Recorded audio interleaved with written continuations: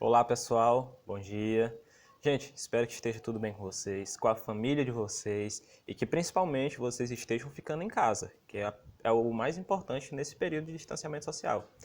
Bom, gente, essa aula é uma continuação direta da aula anterior. Então, se por algum motivo você perdeu essa aula, não sei, qualquer coisa que aconteceu que você não conseguiu assistir, retorne alguns vídeos, procure o vídeo da aula anterior e assista, porque senão você vai acabar ficando perdido no assunto, né? Bom, de antemão já gostaria de avisar, como eu tenho avisado em todas as aulas, que essas aulas são um resumo preparado por mim do livro didático de vocês, juntando também com outros assuntos para complementar, mas que não substituem de maneira alguma a leitura que vocês têm que fazer desse conteúdo, porque se vocês acompanharem só pelos vídeos, vocês vão acabar ficando com uma visão superficial dos assuntos, e isso não é nada legal para vocês. Então, dito isso, vamos à aula, né, que é o mais importante. Aqui, gente, de início, vamos recapitular um pouquinho o que foi passado na aula anterior, para a gente não ficar perdido, né? Então, começamos, né? Aliás, finalizamos a aula falando com as provocações da arte, né? De onde vinham essas provocações e o que elas poderiam causar nas pessoas, até a construção da arte em si e o que aquilo impactava nas pessoas. Falamos como a arte pode funcionar como uma ferramenta social, né? Coloquei até no exercício para vocês como é que ela pode funcionar como uma ferramenta social, que isso quer dizer o quê? Mudando o pensamento de alguma pessoa sobre determinado assunto, seja ele atual ou seja ele que já tenha passado, né, do seu período, mas causar esse impacto é um dos principais motivos por qual a arte é criada e de onde vem essa provocação. Então, resumindo, essa provocação que cria a arte está mais entrelaçada com o sentido que ela vai causar do que com a arte em si. Primeiro, falamos das provocações que poderiam ser de uma necessidade, de uma vontade, de um desejo de criar, ou às vezes um dom que você tem, uma virtude. Então, dito isso, é muito interessante que a gente também fale sobre a arte nos momentos históricos. Que assim, hoje nós vivemos um tipo de arte, mas há 50 anos, há 100 anos, há 200, 1400, sei lá, quantos anos foi que tinha passado, são evoluções que a arte passa. Então, a arte é como se fosse, digamos que um modelo de carro. Nós vemos que o modelo de carro que nosso avô achava bonito, hoje em dia a gente acha muito feio, né? Estranho, antigo. Não feio, né? Acho que não é nem essa palavra, mas que não agrada mais a gente. Então, é como se fosse um modelo de carro. Então, em 1950 tinha um modelo lá com aquelas rodinhas, todo fininha, aquela coisinha que parecia mais uma carroça do que realmente um carro. E foi evoluindo. Então a arte aconteceu esse mesmo processo, apesar de não dizer que evoluiu positivamente. Essa evolução não quer dizer que melhorou. Pode ter dito também que piorou. Então, apesar de ser uma evolução, que quer dizer o que? Subida, melhora, essa evolução simplesmente se diz através do tempo. Não quer dizer que a arte está melhor agora do que foi há 20, 30, 100 anos atrás. Então todo esse processo tem que ser olhado de uma maneira muito específica. É como se a gente viajasse no tempo e imaginasse o que Leonardo da Vinci estava pensando quando construiu aquela imagem. Porque se nós olharmos hoje, com a nossa visão que temos hoje, a gente está caindo naquele mesmo anacronismo que eu falei da aula anterior, que é o quê? Atribuir característica de um tempo a outro período que não tem relação nenhuma com aquilo. Pode até ter alguma relação, mas quando você coloca característica naquele período que ele é de outro, você acaba bagunçando toda a estrutura cronológica. E não é isso que a gente quer. Então, a arte nos momentos históricos quer dizer que a arte que aconteceu em 1950 não acontece mais hoje, porque agora nós estamos em 2020. E a arte que acontece em 2020 não acontecerá em 2030, 2040, 2050. Apesar de que poder ser apreciada em qualquer período, porque a arte é atemporal. Não precisa de tempo específico, não importa se ela foi feita em 1930, em 1940, ela é atemporal. Então nós podemos observar ela em qualquer tempo. Dito isso, vamos aqui para uma fase da nossa amiga Regina Silveira, que falou um pouco sobre a visão dela, do que é que ela imagina que deve ser realmente uma arte. Então, deixa eu ver se eu consigo dar um zoom. Consigo. Pronto. Só para vocês visualizarem melhor aí. Ó. Acompanhe comigo aqui. Ó. das intervenções em espaços públicos, as que me parecem mais próximas das funções transformadoras que acredito que a arte deve ter, são as que são efêmeras ou que têm formato transitório. Nesse sentido de provocar um efeito e logo desaparecer. Exatamente isso que ela falou em ser efêmera, vou até sublinhar aqui para vocês, em ser efêmera, é aquela arte que é simplesmente, como ela falou logo após, transitória. Você chega, tá aquela arte naquele local e depois, quando você passar ali um dia, 2 dias depois, já não está mais. Porque para ela, o verdadeiro sentido da arte, ele deve ser sentido uma única vez e te deixa impactado com aquilo de tal maneira que mude seu pensamento sobre alguma coisa. Então, ter essa visão de que uma arte é muito mais interessante ser transitória do que ser permanente, foi o que ela acreditou, era o que ela acreditava. E era assim que ela levava as coisas na vida dela. Então, é muito bom que a gente traga isso para a nossa realidade.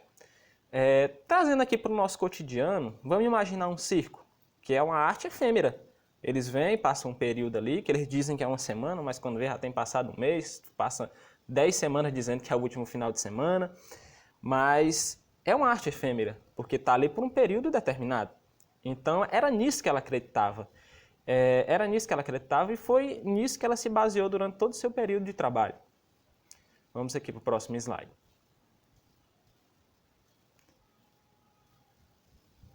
Se o slide quisesse passar, né?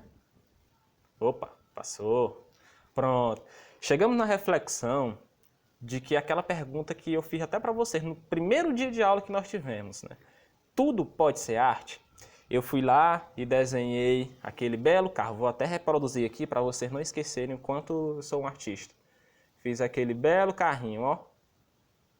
E perguntei para vocês se eu poderia considerar essa minha obra, que é lógico, não é porque eu sou um bom desenhista, aí não dá para vocês levarem isso em consideração, mas digamos que eu desenhasse mal.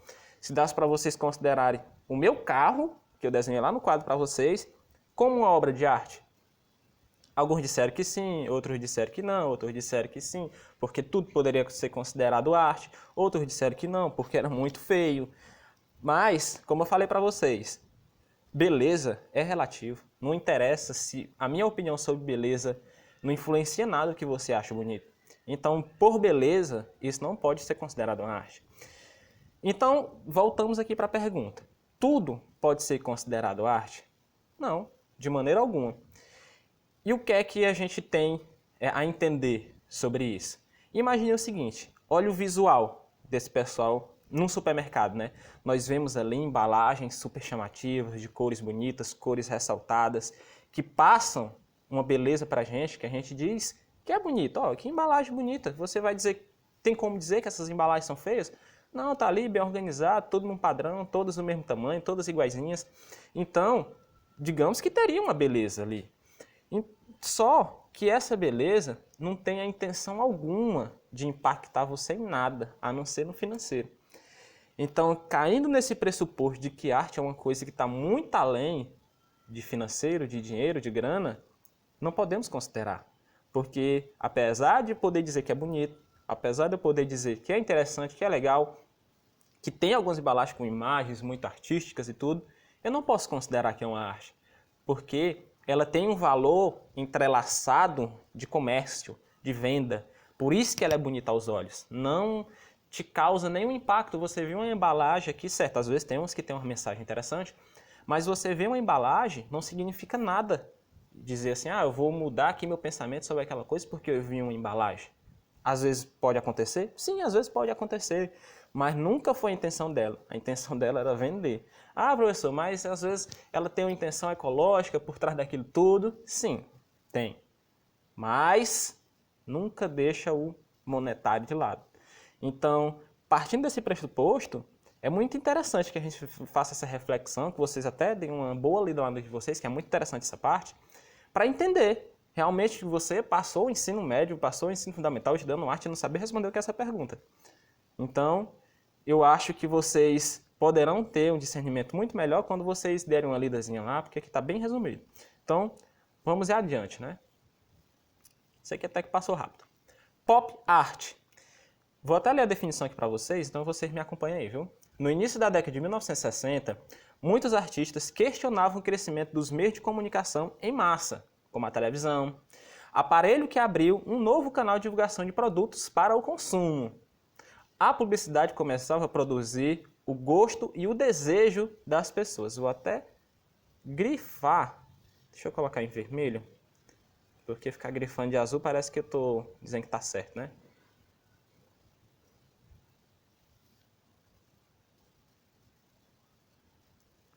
Só um segundo. Estou apanhando aqui do negócio, mas pronto, saiu. Prestem atenção no finalzinho dessa definição. A publicidade começava a produzir o gosto e o desejo das pessoas para a aquisição, a compra, né, de objetos e a busca por padrões sociais, vou até grifar mais uma vez, de vida.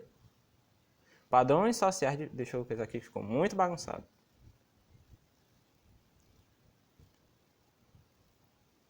Deu um pequeno erro aqui, mas não reparem, tá, gente? Porque eu estou aprendendo aqui nessa... Estou gravando em uma nova função aqui, estou um pouquinho perdido ainda, mas já estou me encontrando. Sejam pacientes. Pronto, tá grifado agora, né? Não vou nem ficar grifando muito, porque vou errar de novo. Mas aqui, ó, a busca por padrões sociais de estilo de vida. Então, o que é que a pop art dizia, né? Eles temiam o medo, eles tinham muito medo desse crescimento que a televisão vinha tendo, porque, querendo ou não, foram impostos muitos padrões que até hoje são seguidos. Foram impostos muitos padrões em que as pessoas têm que se encaixar para serem consideradas bonitas, para serem consideradas legais, para serem consideradas inteligentes, para serem consideradas várias coisas, você tem que estar entrelaçado com os padrões. Então, esse padrão foi construído no seu subconsciente para você achar que é interessante. Não só por a televisão, né, mas como por muitos outros meios. Quando a sociedade foi evoluindo, esses padrões foram criados. O que a televisão e os meios de comunicação fizeram foi disseminar isso. Colocar isso realmente na cabeça do pessoal.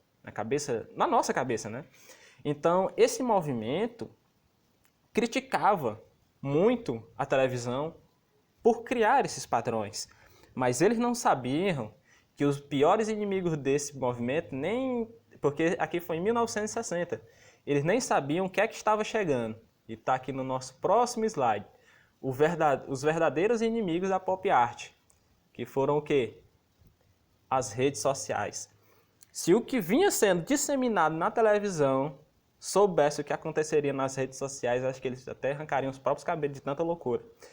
Porque hoje nós vivemos num tempo em que as pessoas vivem de aparência. Então, ter um iPhone é uma coisa muito legal, porque os artistas têm.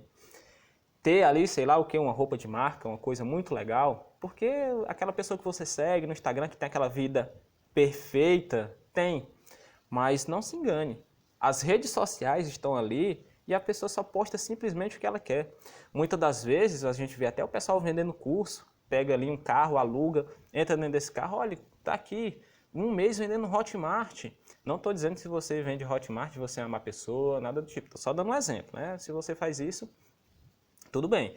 Mas é um exemplo de que as pessoas criam uma imagem e vendem para você uma mentira. Dizendo, olha, se você passar um mês no Hotmart, eu estou falando, Hotmart que é uma plataforma que está muito disseminada esses dias, mas em qualquer outra coisa, se você passar um mês vendendo aqui, você vai ficar rico. Olha aqui meu carro, um mês aqui vendendo no Hotmart, a gente sabe que não é assim. Nada é tão fácil quanto eles dizem.